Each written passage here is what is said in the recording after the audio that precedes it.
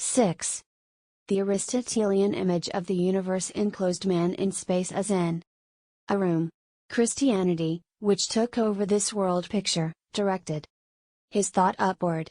Space dominated the world image. Aristotle's cosmology had not shaken but only modified the basis of mental images handed down for untold centuries. A heavenly dome arched over man, corresponding to his immediate vision as well as to his inner religious experience. Space surrounded man, and within it he was protected. On the far side of space there was God, opposite to him, looking down onto him and into him. Beneath the mastery of space, time had been caught as it were in a shell. It is of subordinate importance, for space has the quality of eternity. In order to bring time and history into visible evidence as in autonomous power, the picture of a closed universe had to be destroyed. This was achieved by modern science, through Copernicus, Kepler, and Galileo. It is difficult to picture how stupendous was the change. Man raised himself up like Titan. He dared to make the space above him an object of his mathematic, scientific calculations and to regard it as void and infinite.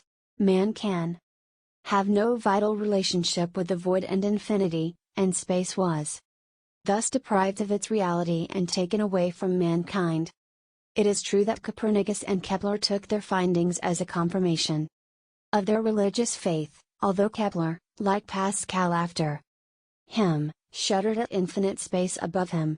Religious elements persisted even in the speculations about space of the Newtonian school. But Galileo had already come to terms with empty infinity, and entirely given himself over to the dynamics of motion. The vault of heaven had been burst like a bubble, and all man saw was the movement of the stars above him. The planets in their orbits whizzed at colossal speed through an infinite void. Movement in itself became an absolute phenomenon in place of the quiet stillness hitherto radiated by space, and man, too, was drawn into movement. Being had been replaced by becoming. Modern science completed the destruction of the cosmic shell in which man had lived for many thousands of years. It set him thus before the void of infinity, that is to say before nothingness. What then occurred in the heavens was an event of widest scope and the utmost importance, for man is spiritually unable to bear the infinity of space. The dizziness of the void seizes him. He is cast into darkness. He is therefore forced to seek a refuge, and flees from the space above him into the worldly materialistic shell of the town, the state of civilization. These new shells, however, are subject to the dominance of movement, which, no longer enclosed by the walls of space, has suddenly become absolute. The most abstract ideas have emotional effects. If, instead of peace, man sees only movement in heaven above, he begins to subject himself to it. As the peace of space had gripped him, so now movement seized him, and from the 16th century onwards, has been driving him round the Earth's surface and into far places. Today it expresses itself in the enthusiasm with which every new speed record is greeted and sets the tempo of our cities. It is the attempt to break by means of movement that power of space which man still continues to perceive unconsciously, and to overcome it. It is the titanic beginning of a negation of space, its transformation into time, for time, as the directed movement of conscious life, sustains the power of human consciousness. The connection between the revolution in thought effected by Copernicus and the emergence of the modern national state may seem remote, but is in fact very close.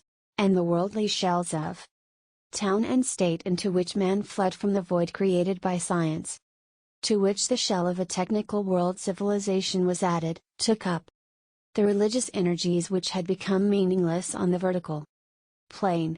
They were transformed into worldly power, and employed to realize for the first time in history the dream of world unity, in the last stages of which we are living today.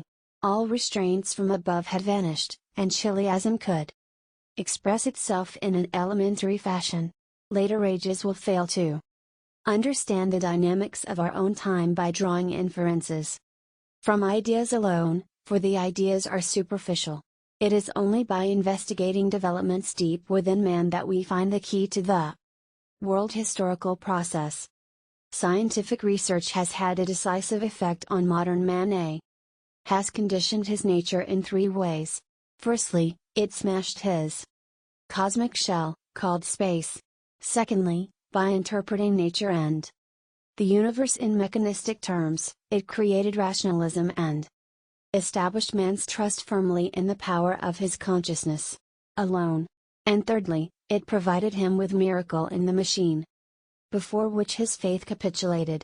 It has thus prepared the soil for the effective eschatological dynamics of Western man. The real meaning of this whole process, of which history was the inner onid, science the external manifestation, became clear only after both of them had become closely associated and finally fused in the 19th century. From then onwards Chiliasm could appear naked and unashamed because it had in natural science an ally with power to bring its realm into realization. After the realm of grace and the realm of nature had been abolished and mankind deprived of its shell, the road was left open for setting up the realm of man in the material world. Francis Bacon had already prophetically proclaimed this regnum hominis kingdom of man. In the 16th century, the 20th century stands on the brink of its realization. Nationalism, the strongest shell of modern days, has been smashed in 2 world wars and reduced to an absurdity, and under the lead of a few world powers, supported by newly released natural forces, man is preparing to realize at last in a world civilization the regnum hominis. Such a shell alone seems capable of preserving man against the senselessness of empty infinity above him. This is the secret compulsion bearing down upon man, driving him with inexplicable fanaticism to make the shell of civilization more secure and to build it higher, although it is depriving him of all his human qualities. The crisis of the last few decades has made it abundantly clear that Western Europe will not be realizing this world civilization. The center of world events has moved east and west, leaving Western Europe a burned out continent, with its inhabitants in the midst of a deep inner crisis. Here, deprived of his eschatological forces, man has lost the enthusiasm with which he used to look into the future. He is tortured by doubt in his work, which rises up from the depths of his being and fills him with anguish and despair. Meanwhile, a revolution is taking place in science, of which physicists were the pioneers. Nothing is more astonishing than the fact that it is precisely from that science which by its investigations contributed most to the modern destruction of religious faith, that voices have arisen proclaiming that research supports belief in a living creator God, while representatives of other branches of science retain an attitude of enlightened skepticism, and theology is endeavoring to maintain itself between dogmatics and dialectics. Without radiating any new religious belief or mystical rapture, there is an increase in the number of great physicists who must be regarded as religious persons and proclaim themselves as such. The revolution in physics brings the modern world image into question. Is it still valid, or in a state of dissolution, or has it already yielded pride of place to some other world image? From the utterances of the great physicists, it would seem that the modern world image is undergoing profound transformation, approaching dissolution, but without any new world image being to hand. What is perfectly certain, however, is that modern physics have broken with the concept of infinity. This development in the exact sciences began with the discovery of non-Euclidean geometry 100 years ago. Euclid's geometry is valid in a two-dimensional plane in respect of triangles, circles, etc., and in three-dimensional space for bodies of all kinds. In a curved surface, its axioms hold good only to a limited extent. On the surface of a sphere, what is valid is spherical trigonometry, a two-dimensional non-Euclidean geometry. Mathematicians have been busy with the Problem of multidimensional vision which can be assumed and calculated. Just as a globe's surface is embedded in the tridimensional space we see, so it is possible to conceive of three-dimensional non-Euclidean spaces being embedded in a multidimensional Euclidean space. This is a presupposition of Einstein's theory of relativity. It propounds the total universe as being a non-Euclidean curved space, without boundaries, indeed, yet finite, and its spatial content calculable. A space of that kind is conceivable but not demonstrable, since we are bound to our three-dimensional vision. A space which is unlimited, yet at the same time finite, may be suggested by the upper surface of a sphere, as it might be our own Earth, the surface total of which is finite, without reaching an edge or frontier, because a traveler keeps returning to the point from which he started. Space, according to the general theory of relativity, is vast, but it is finite. It is curved, and at the points where stars are found this curvature is increased like bumps on a globe. The concept of the Newtonian law of gravitation is not valid in it. The acceleration obtained by a planet is not controlled by the force obtaining at that particular location, but by the curvature of space. The proposition that impulses are maintained by every body moving on a straight path is sound. The route, however, is no longer a curved path in a straight space but straight path in a curved space. Not only space has become finite, so also has motion within it. The mass of a body is no longer, according to relativity, an immutable quantity, it grows ever larger at greater speeds, but speeds greater than the speed of light are impossible. Thus light constitutes the extreme limit of speed. A similar finiteness is valid for time.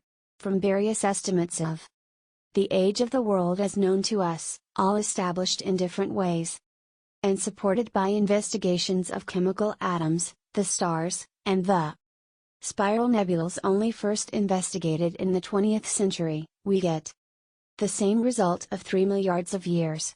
3 milliards of years ago, then, our world must have come into existence, possibly, since the whole universe is conceived as being in a state of expansion, as the result of the explosion of a gigantic aboriginal atom. We should in that case be sitting on a splinter of this aboriginal catastrophe and flying away like Baron Munchausen on his cannonball. If the world has not been in existence from all eternity but had a definite beginning, then by the second main proposition of thermodynamics, it will also have death. Just as a tumbler of hot water in a cold room keeps giving out its thermic energy until the heat is evenly distributed, so it has been suggested the world will finally reach a state of equally distributed heat, and thus suffer a heat death. The world's temporal extent would be finite and limited. A further critique of the concept of infinity arose from mathematics, which in the middle of the 19th century introduced the concept of the actual infinite in the doctrine of masses. According to this critique, the possibility of man counting as long as he lives may be regarded as an expression of his personal liberty, but is otherwise meaningless, because no actual infinite total exists. It thus relativizes the classical differential calculus. And finally, the quantum theory has denied the infinitely small by the proposition that there can be no effect smaller than the effective quantum. Although they began from quite different presuppositions, and came into being partially independent of each other, these conclusions of modern science agree in denying the concept of infinity, and of our transition, therefore, to the finite. It is probable that they will be supported by other specialist sciences once their full significance is felt. From one standpoint, it is a matter of indifference to the individual with an average span of 60 years whether the world began its course 3 milliard years ago, and whether it will end some milliards of years from now. But its effect on behavior is far from unimportant, for it was the idea of infinity which created the dynamics of modern man. With a return to the concept of finitude, man's behavior is bound to alter. It changes from dynamic to static, and man returns from becoming to being. We must bear in mind that it was the smashing of the cosmic shell which created modern man, and the void and infinity which conditioned him. Modern science claims that the new results of its thought follow logically from the work previously done, and that they do not constitute a breach with classical physics but are in fact an amplification of them. Nicholas Cusanus and Joachim of Flora similarly claim that they were only making use of the old authorities, despite that a new era began with them and a new type of man was created. A new era is beginning now, for the concept of infinity was a nerve center of modern thought. The crisis in modern science is, however, not limited to this field. Only as quantities did natural phenomena lend themselves to mensuration, but the researches of modern atomic physicists have yielded a result which has convulsed, and indeed destroyed, the materialism and mechanism of science. The atom is not a dead object but a modal subject, showing varying reactions in different cases, reactions only to be calculated in advance on the lines of statistical probabilities. The procedure is all the more peculiar inasmuch as it has really been possible to discover and demonstrate the atom, which had remained an hypothesis from Democritus' day until the 20th century. The discovery at once confirmed and contradicted the old atom theory, inasmuch as the atom was shown to be something essentially different from what had been supposed. According to Democritus' view, the universe is composed of numbers of indivisible and imperishable particles of matter. These particles he named atoms. All events were referred back to their motion. Every effect arose from the contact and pressure and thrust of these corpuscles. Motion is most strictly conformable to law. Modern natural science made this theory its own and based upon it the necessity of classical physics, which found their system in Newton's mechanics and remained valid for 2 centuries. The 19th century realized in detail the image of a world built up out of moving atoms. According to Newton's theory, light, like matter, was composed of tiny corpuscles, which were emitted along straight lines like missiles. The Dutch physicist Huygens, a contemporary of Newton, had, however, already advanced the conflicting theory that light must be envisaged not in terms of atoms but of waves. His theory was confirmed in the 19th century by the researches of Young, Fresnel, and Maxwell, who demonstrated the electromagnetic nature of light. After that, physics was compelled to deal with 2 separate entities, matter, consisting of corpuscles, and light, consisting of waves of an electromagnetic nature. The 20th century removed this dualism, but replaced it with one that was yet more mysterious. At the beginning of the century, Max Planck discovered that light rays do not follow the regular pattern of radiation assumed by classical physics. Matter sends and receives light not in small, steady doses, but only in packets or quanta, around which the receiving or sending corpuscle reciprocally increases or diminishes. The quantum theory demanded a recession to the corpuscular conception, which thinks of light as consisting of small grains whose mass, energy, and impulse are measurable. Physics was thus facing the double nature of light, which conveys itself through space as electromagnetic waves, whereas the impulse of rebounding or emerging light is calculable only when light is conceived of as a hail of small bodies. These small bodies, the photons, are not of a material nature but constitute minute particles of energy. This enigmatic double nature of light, which appears now as corpuscles and now as waves, has been established by modern physics as being valid for matter also. 20th century's physics turned to molecular, atomic, and internal atomic phenomena and succeeded in making the structure of the atom practically visible.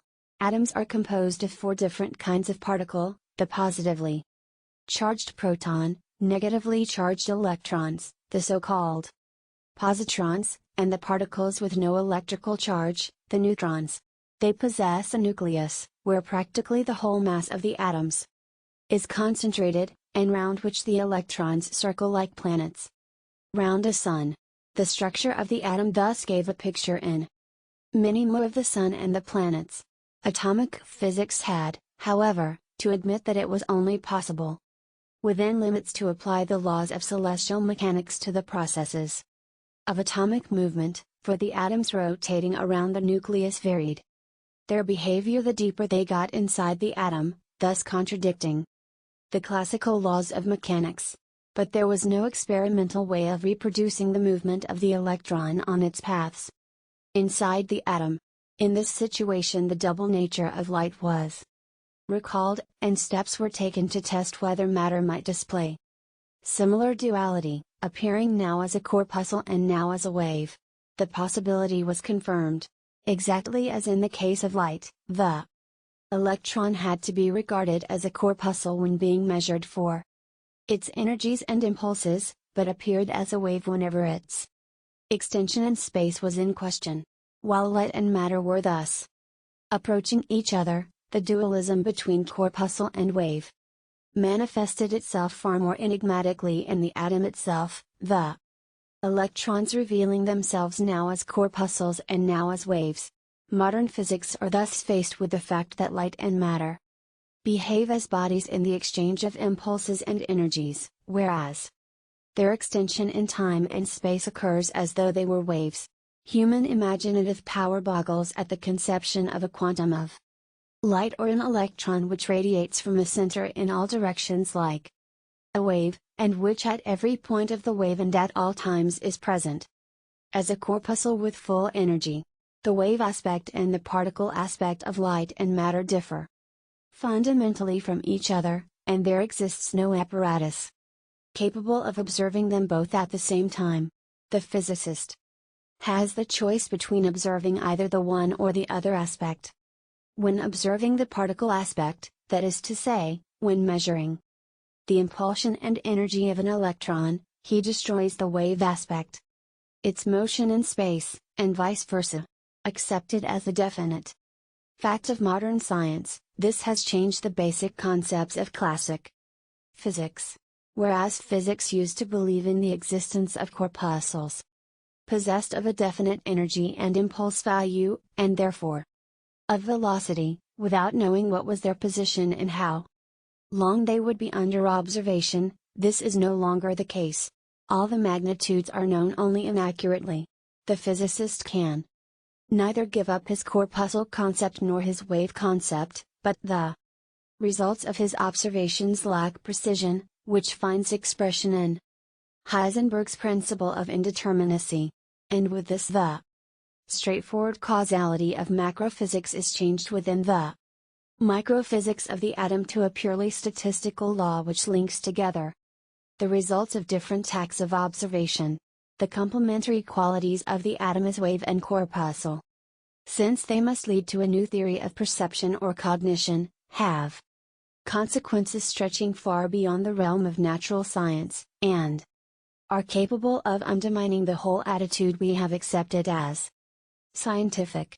The assumption has been that any object of observation is lifeless, only thus is it made accessible to the mathematical method. Democritus was forced first to smash up the cosmic world and dissolve it into innumerable minute corpuscles in order to get the neutral qualitied bricklets with which he could begin to build. It was this materialism and mechanism which created the sharp separation between subject and object characteristic of man's consciousness, and serving as the basis for rationalism and intellectualism. Modern physics has discovered and demonstrated that Democritus atoms exist, and are not merely an hypothesis. But the atoms are not neutral bricklets, but mysterious structures which have demolished the mechanism which was using them. For modern natural science, the object under observation existed quite independently of the observer subjecting it to the experimental method. In microphysics, however, that is not possible, for the atomic physicist, by means of his apparatus, compels the object to manifest itself now as a wave and now as a corpuscle, that is to say, he influences it. He does not possess a fine enough apparatus for The object to be able to reveal itself as the thing in itself, but the apparatus itself influences the object. This kind of observation is therefore an active process in which observed and observer meet and come to terms with each other in such a way that the subject is not faced with an object, but with something subjective which is indeed bound through statistical legalism to a limited number of reactions, but has a possibility of itself deciding on occasions which it will choose. In the object, therefore, we are no longer dealing with something existing independently of the living perceiving and observing subject, but subject and object are beginning to merge into each other, and to create in modern physics the concept of empirical reality. What are the bearings of this fact on the conduct of man? It shatters belief in the reality of an objective external world, and it was the latter which retroactively first made possible a belief in the reality of the subjective inner world, that is, of consciousness. Democritus. Adams made the world safe for rationalism and the belief in the power of human consciousness, which for Descartes went so far as to constitute the basis of human existence.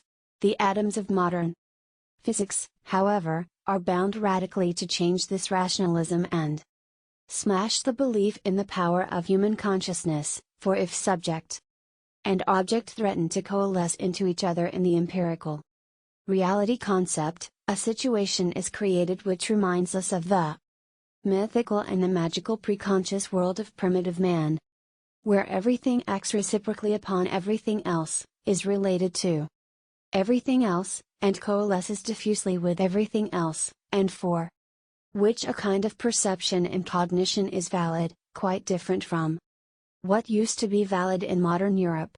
Or to put it another way, our modern rationalism, established by the mathematic-mechanical method of modern science, has, by itself and through the extension of its researches, attained the boundary beyond which the mysterious begins. It assumes magical and irrational elements such as show themselves in microphysics and the four-dimensional space-time multiplicity amid which cosmic events play out their part.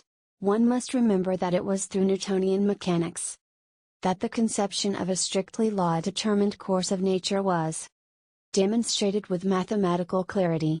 The movements of the planets took place in accordance with laws which enabled events to be calculated far in advance. The condition of our planetary system, as at present manifested, determines aboriginally events for every ensuing moment of time. In it the idea of causality was perfectly based, and compulsory predetermination was transposed onto the whole of nature. There was no longer room for the liberty of God as creator nor for the liberty of man, but everything went as it were by clockwork. Man's freedom only consisted in his ability to gain some insight into these laws, and thus to set himself above them at least in consciousness.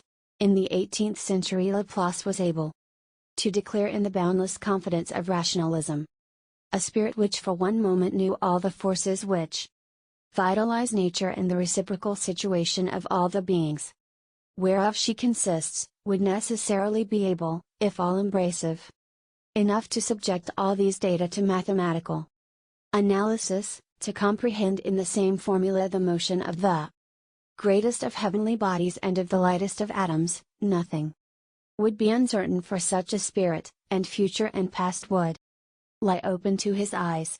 Natural science today can no longer admit the correctness of this judgment. This is what Heisenberg says.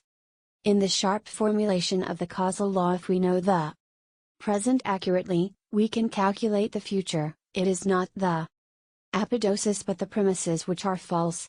We cannot in principle get to know the present in all determination points, because all experiments are subjected to the laws of quantum mechanics. It is easy to use quantum mechanics to establish the non-validity of the law of causation. And Born says, if it is in principle impossible to know all the conditions of a process, then it is vain to aver that every event has a cause. Schrödinger says, it is possible that even the most perfect observation of the Total condition of the world will not permit one unequivocally to foretell future development at a given moment. Thus natural science in the development of its researches has reached what modern man has experienced independently of science. The darkness of the mysterious, the material atom has suddenly become demonic. It is no longer a dead material point but an enigmatical something, appearing now as a wave and now as a corpuscle, but actually being neither corpuscle nor wave.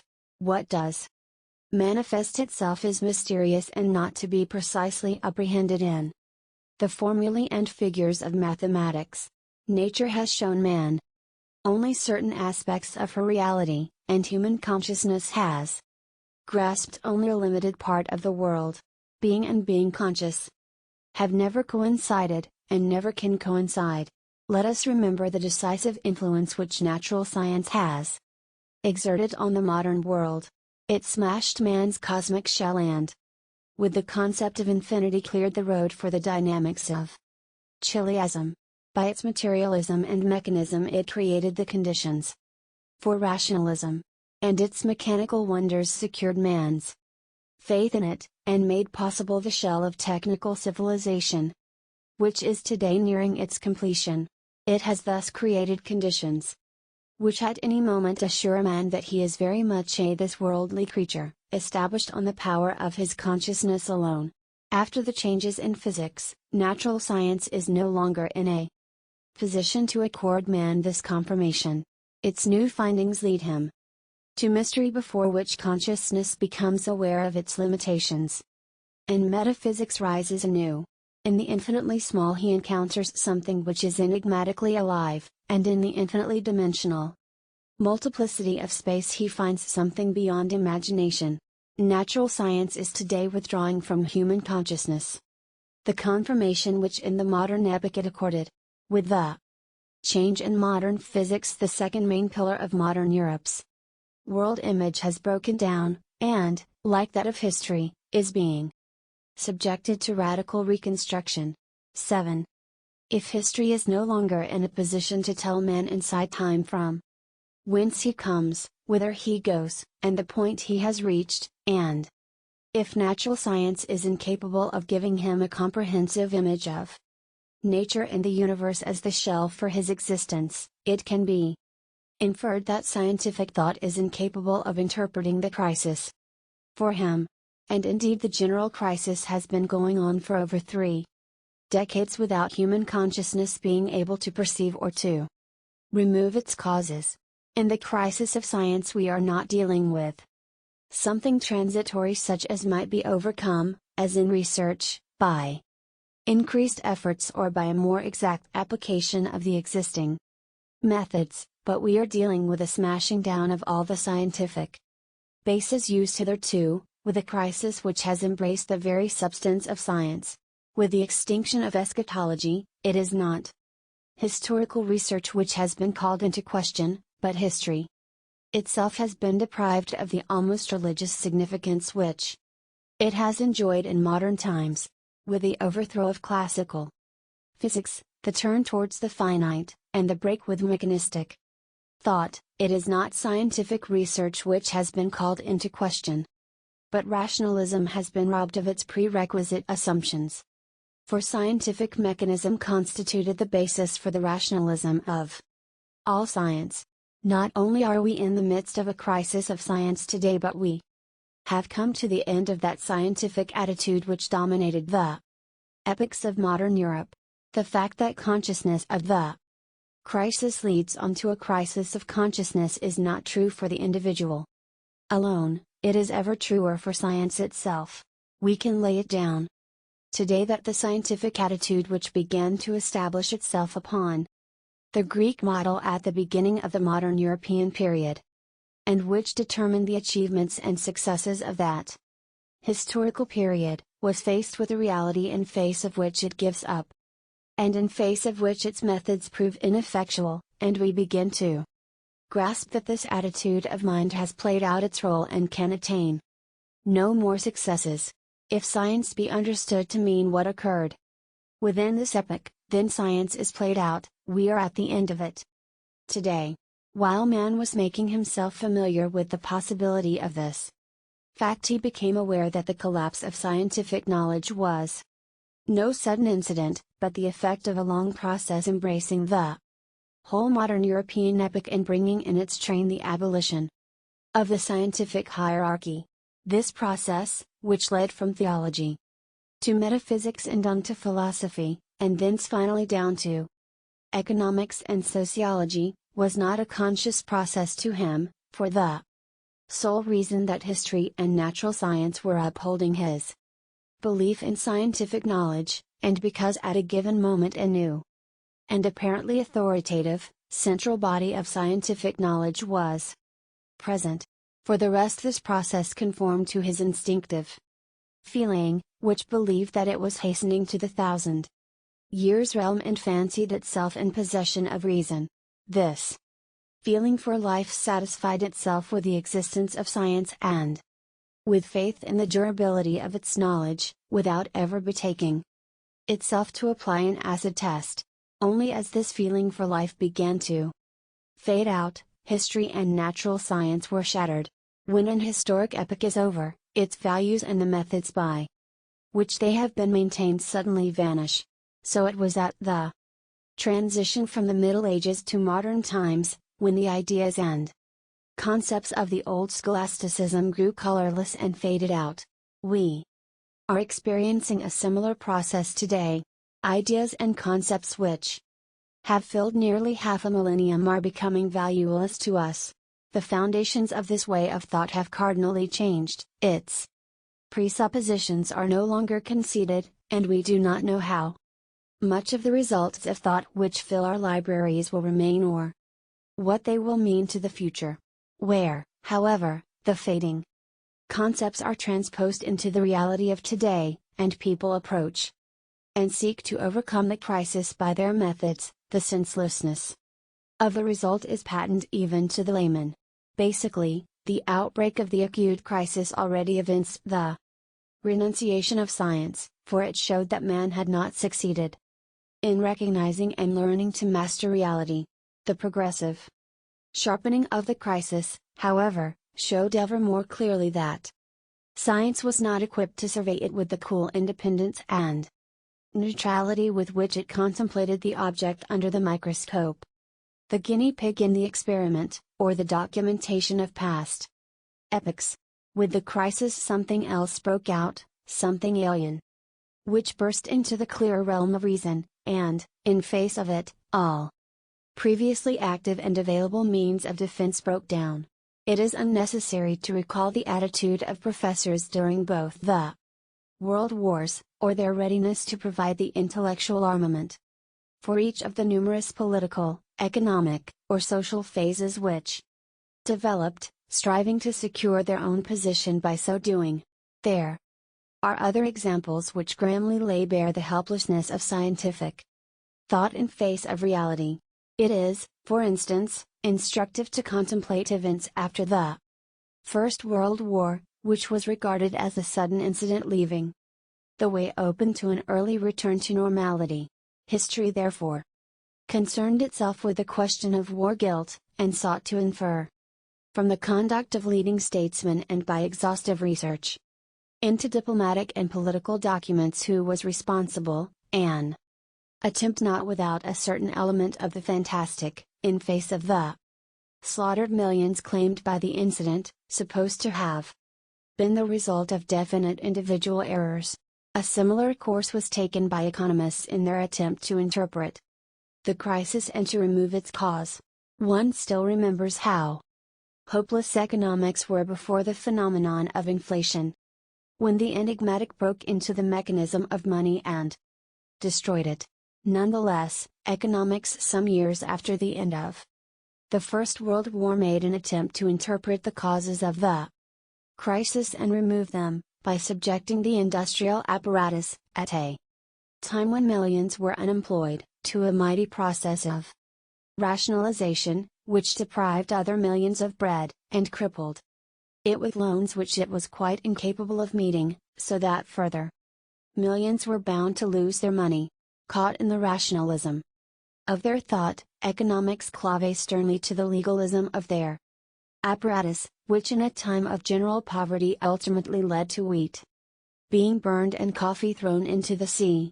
Sociology was bound up with the Fourth Estate's chiliastic expectations, and these expectations were at first increased by the collapse of other social strata in the crisis, whereas all other sciences had been consistently rebuffed by the progress of the crisis.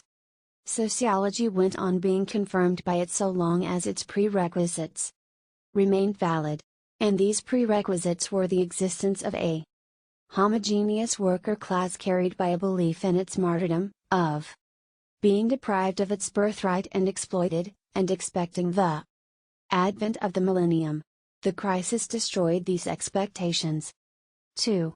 The Fourth Estate had been thought of as the lowest section of the social hierarchy, but it was still bound up with the hierarchy. The crisis, however, rolled together the broad masses of workers, black-coated included, many of whom, as its victims, were more justly termed martyrs and disinherited than the proletariat. The Fourth Estate thus dissolved like the other estates, and lost the confirmation of its class consciousness. Just as grievous a burden was the extinction of the eschatology. Because it was most narrowly bound up with it, eschatology began to fade out the moment the awaited millennium was realized in a people, and was palpable before the eyes of all. This occurred in Russia. Every realization of utopia trails a crisis of belief behind it. Because man, deprived of his expectation, comes up against disillusionment in reality. The Russian proletarian revolution has therefore no choice except to declare itself a permanency, and to expand into a world revolution as Trotsky demanded, in order to rescue the eschatology.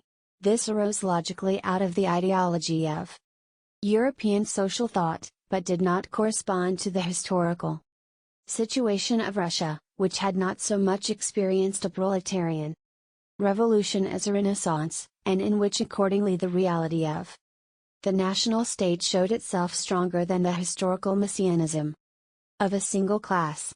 The Russian reality began the great crisis of the eschatology of the Fourth Estate, which spread and took from socialism the inner dynamic which hitherto had characterized it. Despite this, sociology clings like economics to the fictions of its destroyed social and historical image, and wherever the crisis has put power into its hands, is endeavoring to realize them in doctrinaire terms, without observing that the foundations of economic and social reality have basically changed, exactly as economics rationalizes and mechanizes and finally destroys further values, because the logic of its social and historical image so enjoins upon it. Although science as a specialized art is still according ideas to all these efforts, and thus giving them a semblance of recognition, it has, since the outbreak of the acute crisis consciously or unconsciously, been sharing in the general darkening of consciousness, and has allowed itself to be seized by the magical causality of the event. This magical causality of the crisis is shown when man proves unable to contemplate and ponder its causes objectively. He takes the tendencies of the crisis, by which he himself is obsessed, as primary, and sees in them the real causes to be swept out of the way. He therefore opposes them with passion, which immensely strengthens them and makes the crisis more acute. The background of magical causality in the crisis has yet to be explored, but it can be indicated by the phrase "the other man is guilty." This it was that made the crisis acute, arousing an almost religious passion and crusading enthusiasm in the war. When the war failed to bring the desired result, but led conqueror and conquered deeper into crisis, the slogan changed from the national to the social key, and ran, "The other social stratum is guilty." The enemy among one's own folk is always more dangerous than the foreigner, and violent passions led to revolutions and civil wars which further leveled the social hierarchy. This social dissolution compelled a reassessment of the other man as primary cause of what happened. The definitions changed and became more peculiar the farther men went into the zone of the magical. Now it was the parson, now the intellectual, now the Junkers, now the bourgeois, until in the figure of the Freemason and the Jew, too, magical demons were found in whom the devil's contours had begun to show. For the darkening of consciousness will unquestionably lead to beliefs in devils, and the extirpation of countless human beings. Extermination must be on a vast scale when great masses are obsessed and command instruments of extermination capable of handling great numbers of people in record time. The medieval bonfires were not thus rationally perfected, and so the scope of extermination was limited. If one's fellow creature has become a devil, his integument, his origin, career, property, income, and political activities, all the subject of innumerable questions these latter years, proved nothing. It is not enough to subject him to psychological tests that reach the secret places of his soul.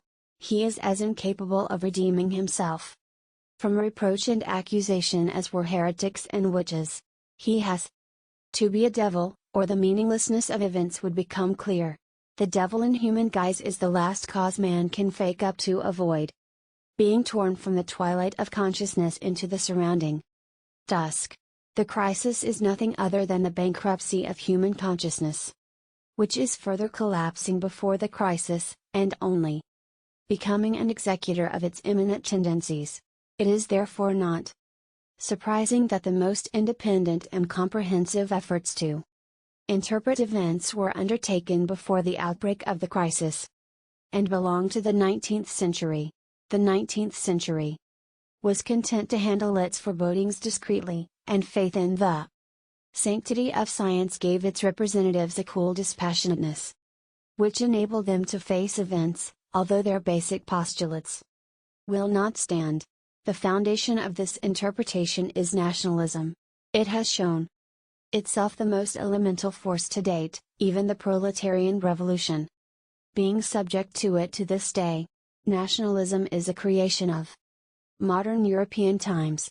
It is based upon the concept of the national state which developed out of the disintegration of the medieval unity of the West, and was created by the revolution of the princes against Pope and Emperor, divided off from the rest of the world and developing its internal energies. The national state creates the two elemental phenomena which almost completely dominate the modern age. War and revolution, for Europe's history is that of national states displaying their external dynamics in war and their inner forces in revolution.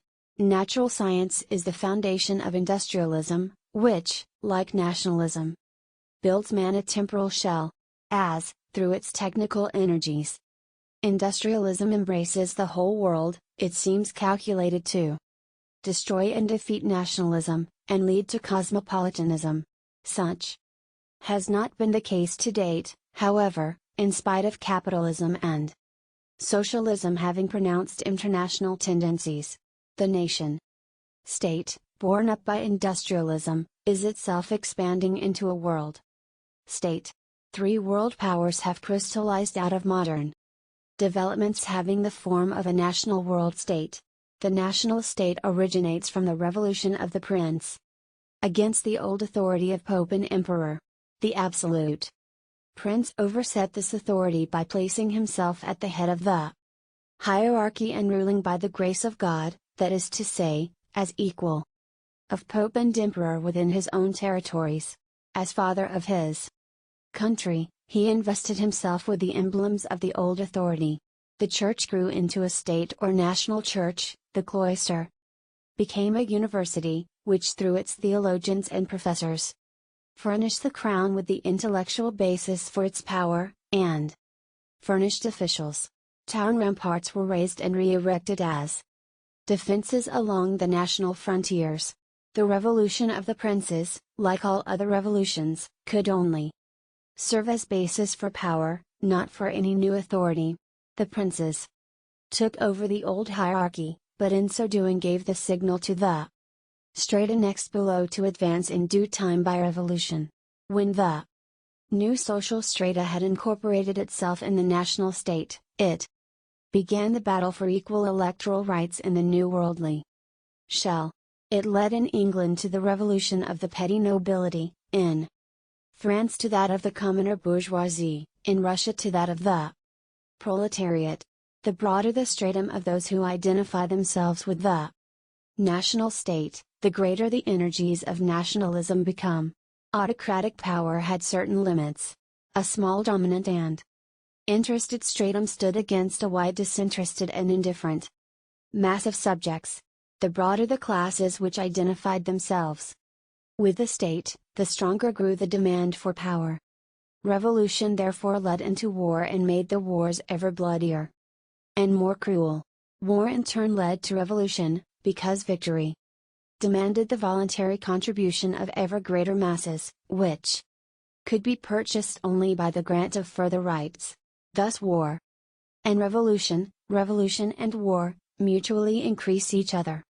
Until in the 20th century, world war and world revolution are equal. Capitalism arises from the inner dynamics of the third estate, the acquisitiveness and profit greed of the bourgeoisie, which liquefies all static property, and brings it to the denomination of money. This stratum's particular energies are liberated only when industrialism achieves its first technical successes. Socialism arises from the expectations of the new stratum which alone bears the burdens of the industrial erection. Its dynamic increases rapidly with the swift expansion of the class and the pressure to which it is subject. All these isms are expressions of the mighty urge towards expansion which gripped man at the beginning of the modern European era. Nationalism creates the shell of the national state, where the bourgeoisie feels secure. It expands the sensation of space. A town bourgeoisie which has hitherto known safety only within its city walls alone thrusts out into the wider area of the national state.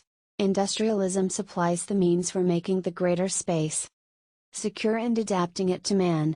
Capitalism, with its property acquisition and profit motivation, unchains with the aid of money all available forces. It dynamizes this space and fills it, just as parliamentarism does in the political area, with economic energies.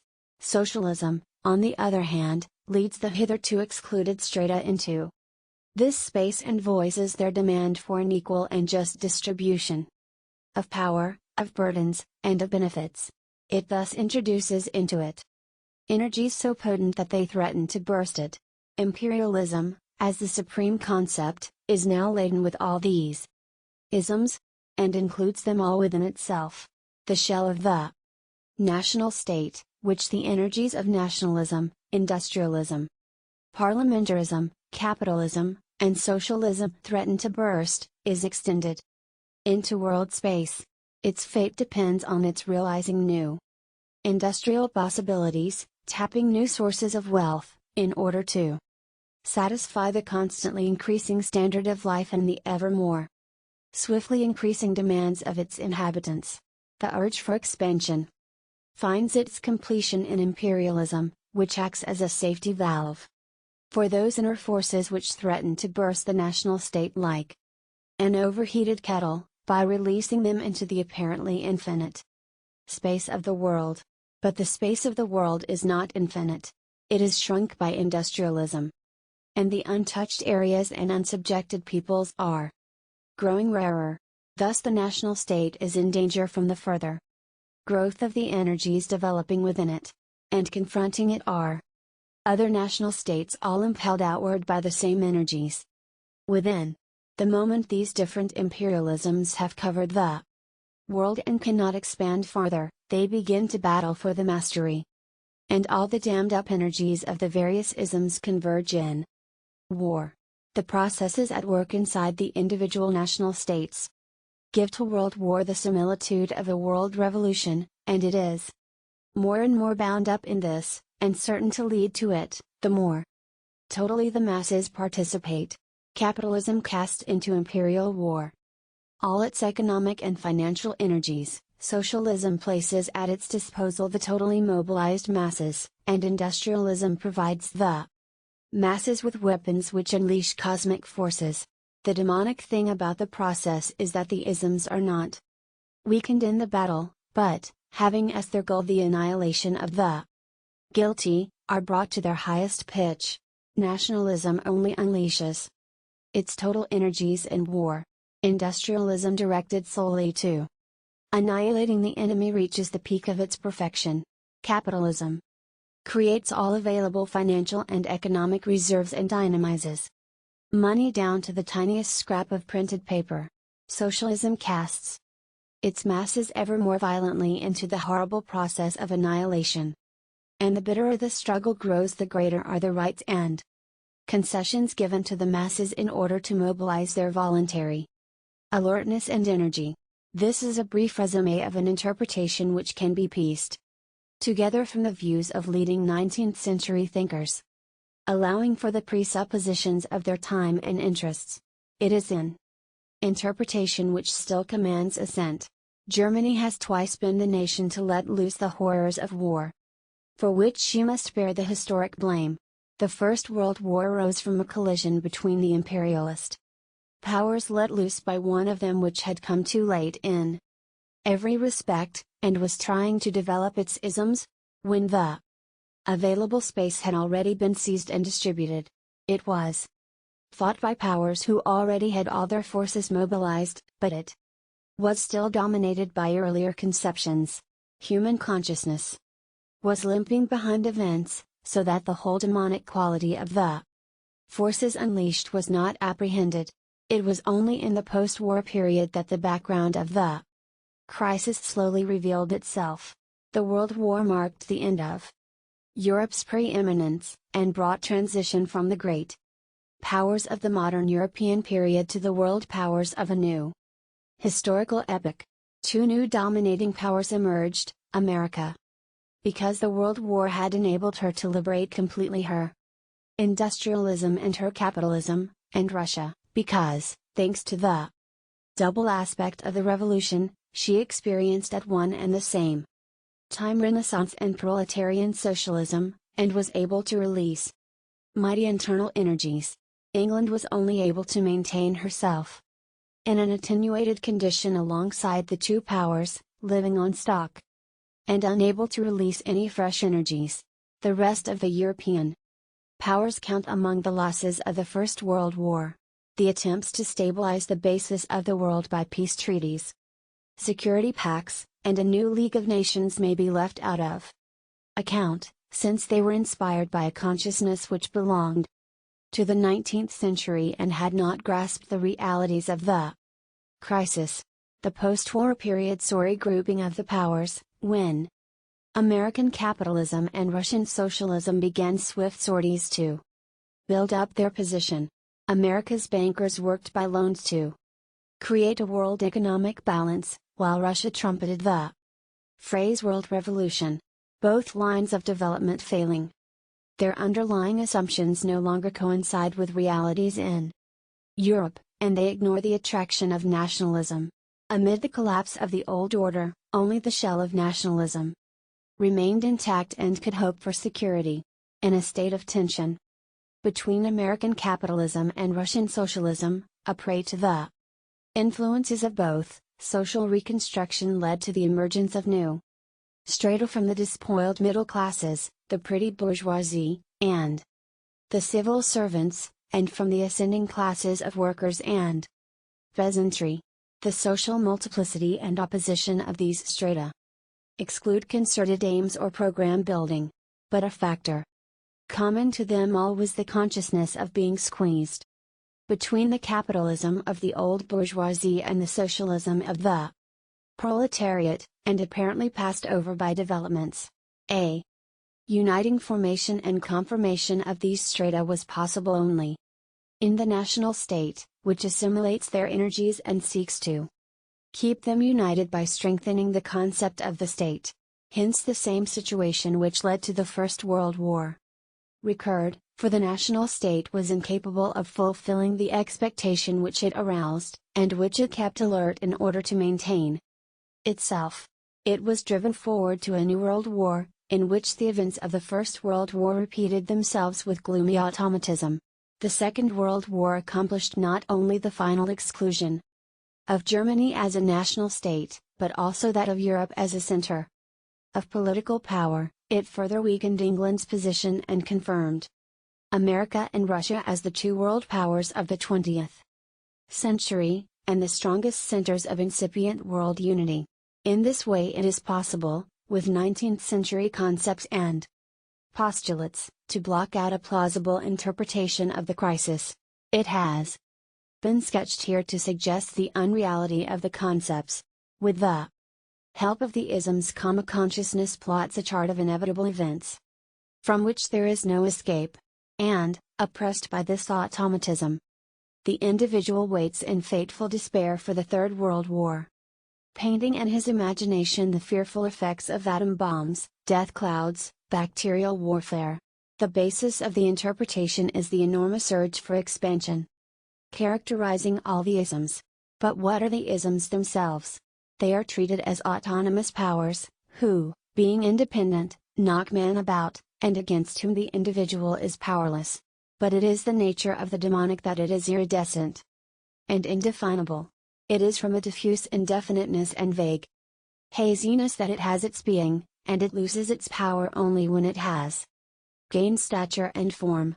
Now it is actually the peculiarity of all these isms that they cannot be defined.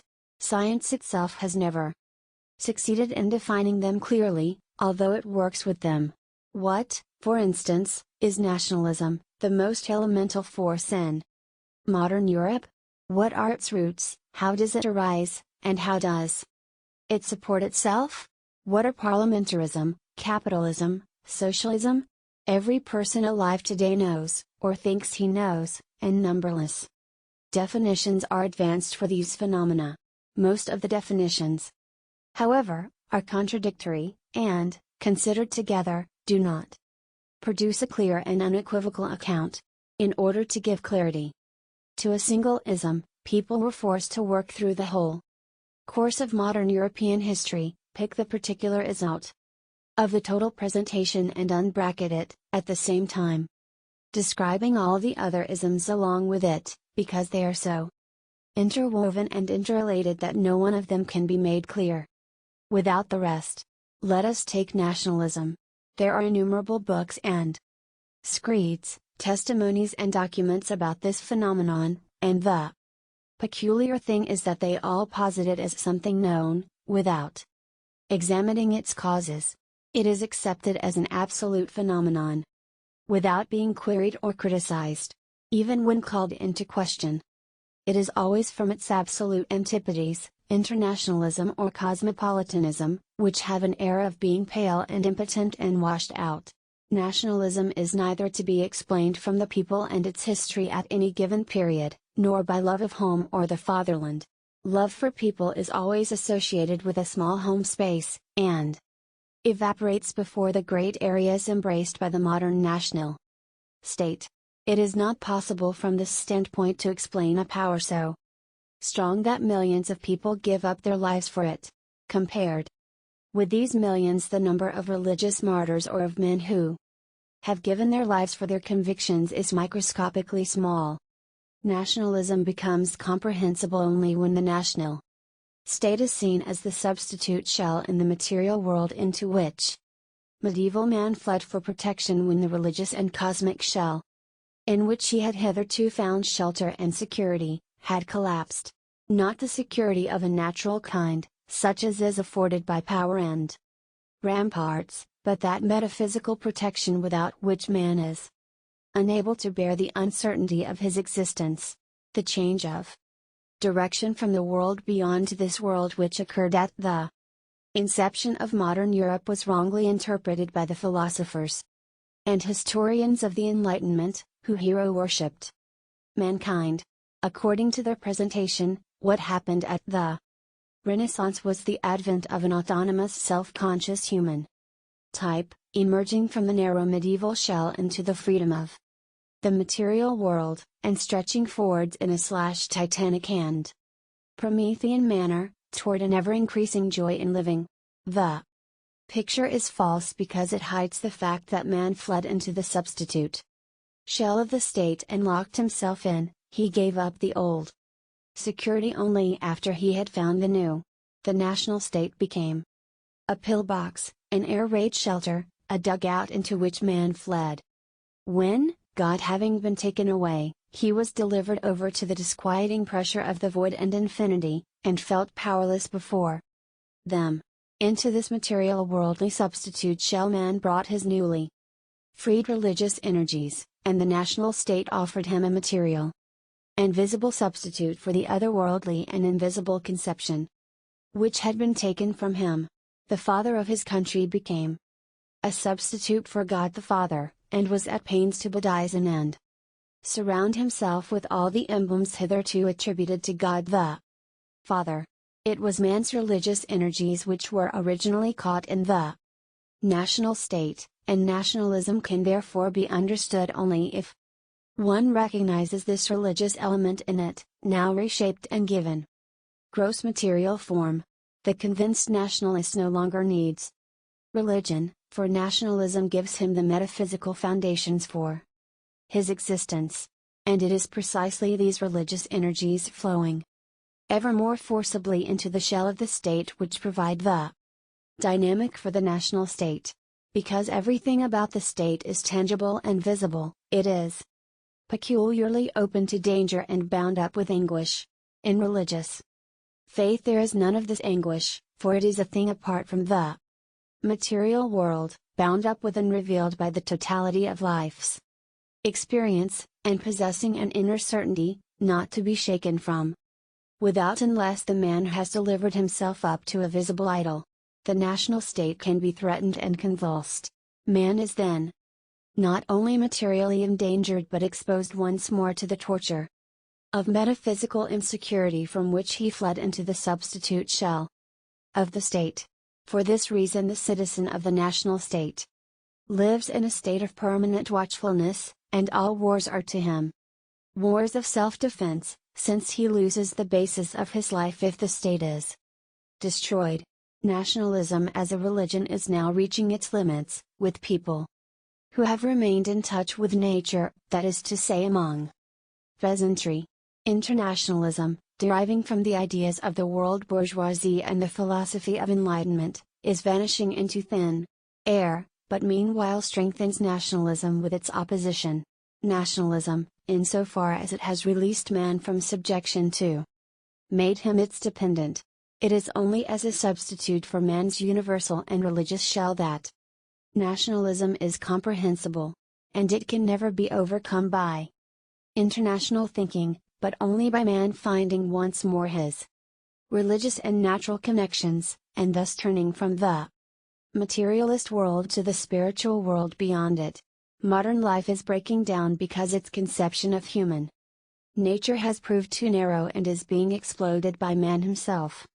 Man thrown back on his consciousness lived for a few centuries by the destruction of the hierarchy and upon his religious inheritance.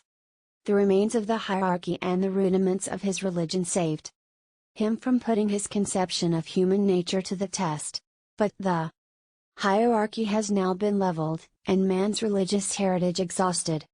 And he is thrown back on his consciousness alone, pervaded during the 19th century by magical qualities. Consciousness shows itself incapable of recognizing and dealing with reality. For half a millennium man has made his action dependent on a false view of his nature, and understands the forces which dominate his world as little as he does his own elemental powers. Hence the crisis is really a crisis of human consciousness, a crisis of human perception.